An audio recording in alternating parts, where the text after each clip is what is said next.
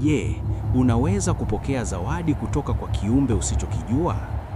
Johnny amezinduka akiwa na mabilioni mkononi, lakini sauti ya Patrick inamkumbusha kuwa utajiri huu una harufu ya kifo. Habari na karibu tena TZ Network. Leo tunaendelea na simulizi ya Johnny.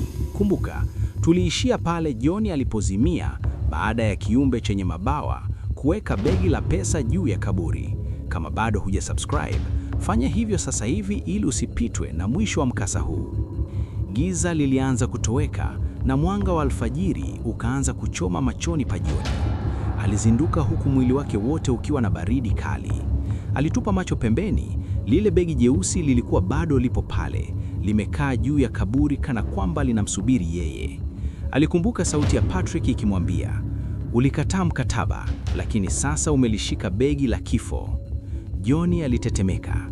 Alitamani kuliacha lile begi na kukimbia, lakini njaa iliyokuwa inamrarua tumboni na kumbukumbu ya manyanyaso ya mtaani vilimfanya asite.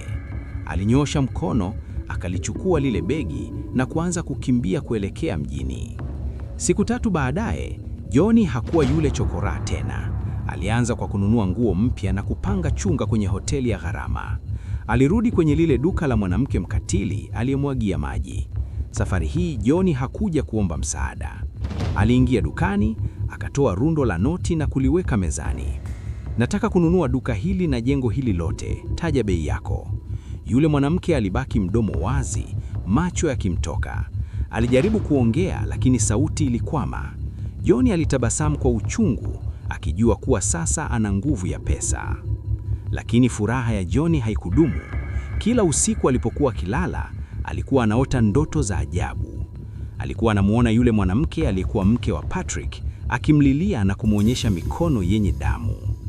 Ghafla, Patrick alimtokea Johnny nyumbani kwake.